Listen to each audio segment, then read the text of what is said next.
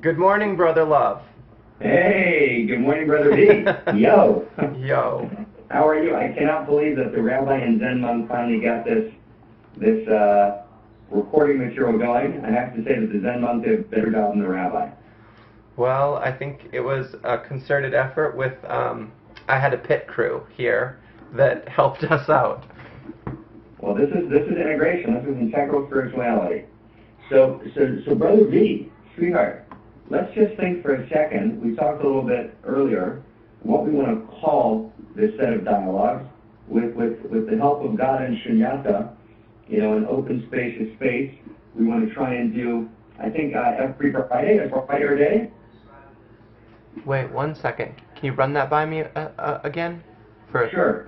Can you hear me? Yeah, I can. For a second, it sounded like there was a glitch. Okay. So I'm just kind of checking in on what we want to call this set of dialogues and when we want to do them. Which I think we want to do them. Do we want to do them every Friday? Every Friday, that seems pretty good.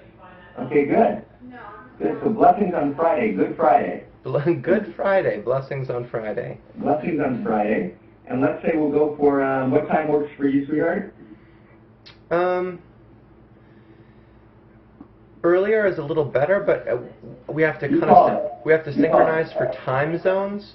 You want to make it 9 o'clock your time, which is 8 o'clock my time in Utah? Yeah, that would work beautifully. Okay, perfect. Okay, so 8 o'clock it is your time, 9 o'clock my time on Fridays. And please send it if your lady of the house, princess, is there someplace. Yeah, you want her to say hi for a second? To Brandy. Let's say hello to Brandy. Oh my God. Hello, Brandy. Hello, Mark. Hi, Brandy. Oh my God, it's so good to hear your voice. I'm looking forward to see you for Christmas and New Year in Utah. It's so mutual. So excellent. So excellent. We actually have to have a party for Rocky because it's his last day as mayor. Oh, let's eat, drink, and be merry. It will be a total pleasure to meet you. I completely look forward. That's totally great. Likewise. Bye. Bye-bye. So I think, V, we were talking before, and we were talking about the word, evolutionary. And the site that we just put up is called Evolutionary Spirituality. So you had suggested maybe to call it something like Dialogues in Evolutionary Spirituality. Yes. Where I'll be talking more about evolutionary Kabbalah or integral Kabbalah, and you'll be talking more about evolutionary Zen or Tantra, integral Zen, integral Tantra, something in that direction. Right. Yep. And I said that I currently am liking the term Tantra more for my work, and that's why I suggested to use evolutionary Tantra as opposed to evolutionary Zen. And the Tantra that I'm trying to speak to there is not Tibetan Tantra. It's not the Tantra particularly of Kashmir Shaivism. It's a sense that Tantra is almost like a meta lineage. It's an understanding and a living out of spirituality that I think has run through all of the great spiritual traditions on the planet. Beautiful. That's the way that some of the scholars and some of the practitioners of Sufism speak of Sufism. Right.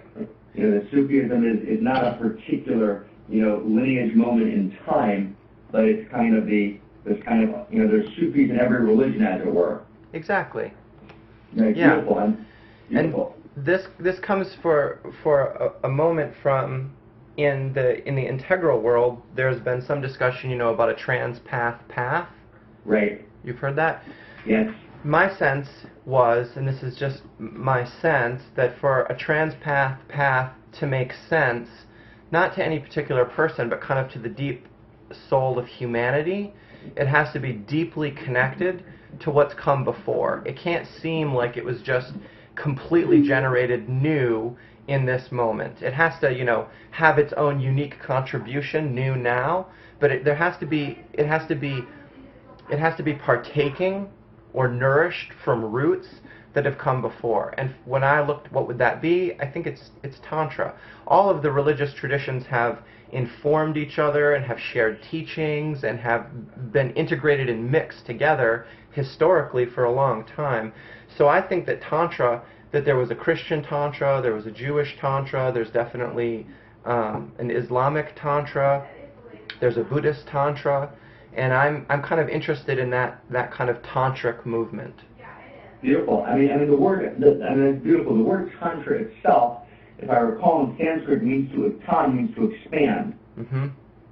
And there's kind of a notion that, Rabbi Cook was is an unfair way to phrase them, but for those that will help them contextualize them, I would call him a Jewish Aurobindo.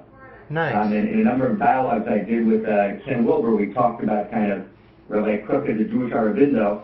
So he has a beautiful, beautiful phrase, where he says, Merchavim, merchavim iska nafshi.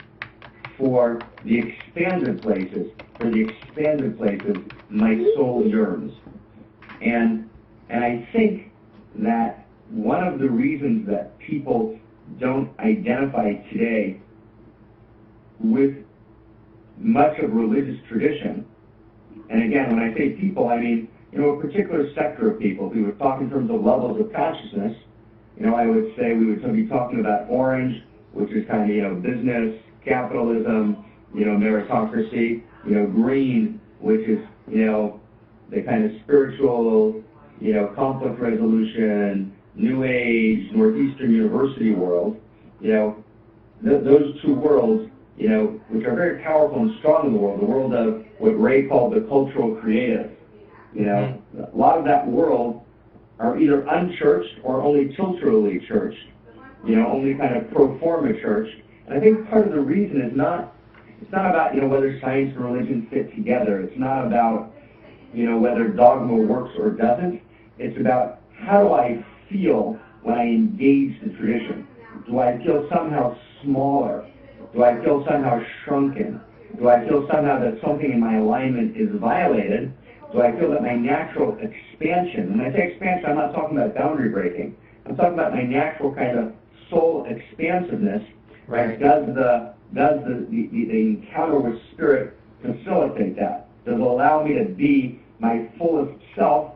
And my fullest self really is, as Joseph Smith points out, I'm in Salt Lake City, I've been reading Joseph Smith, my fullest self is my expanded divine self. Right? We're not talking about a kind of narcissistic fulfillment of ego, under the guise of spirit, which is so often what New Age religion is. We're talking about a genuine expansion, right, of my deepest self with a capital S, which is the most genuine way where I begin to incarnate and live and act divinity in the world. So that's I think, that's how I'm understanding your discussion about Tantra. Yeah. For me also, I think that once you put something like Tantra out there, because it's so broad, because it's so expansive, it helps you to get, it also is helpful then to put something out that will give you a sense of direction, almost like a compass, maybe to navigate the territory. Okay. And one of the ways that I think of that is that for a movement to be a tantric movement, for it to be a tantra, it needs to include at least three essential domains, three essential elements. And this first kind of arose when I was asked, if you were to list three words that should sum up, or three brief phrases that would sum up what you're most passionate about, what you're most alive for, right? Mm-hmm. And you could even say here, your soul's most expansive. Good. And initially I said God, suchness, and meaning making. But God, suchness, and meaning making is not that catchy. And God, suchness, and meaning making. And these can either be charged or somewhat obscure terms. So as I've worked this through more and more, currently I think of it as spirit, suchness, And the third term